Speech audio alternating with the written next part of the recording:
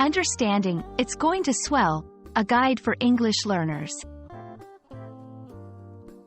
Hello, everyone. Welcome back to our channel, where we dive into the fascinating world of the English language. Today, we're going to explore a phrase that often puzzles learners. It's going to swell. Stay with us as we unpack its meaning, usage, and nuances to help you master it in no time. The phrase, "it's going to swell," refers to the physical process where a part of the body or any other object increases in size, typically as a response to an injury, reaction, or other stimuli. Swelling is a common physiological response indicating that the body is repairing itself or reacting to something. When we say, "it's going to swell," we're predicting that the size of an object or body part will increase. This phrase can be used both literally, like when you sprain your ankle, or metaphorically, to describe the growth of non-physical things, such as feelings or populations.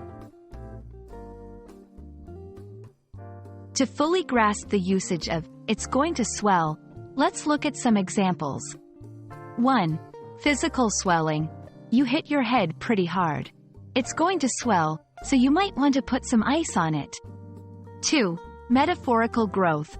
With the upcoming festival, the crowd in the city center is going to swell significantly. We should avoid driving there. These examples show how the phrase can be applied to various situations, illustrating its versatility in the English language. Here are some tips to keep in mind when using the phrase. Context matters. Ensure the context is clear to your audience, whether you're referring to physical swelling or metaphorical growth. Tone and nuance. This phrase can carry a neutral or cautionary tone, depending on the context. Be mindful of how it might be received.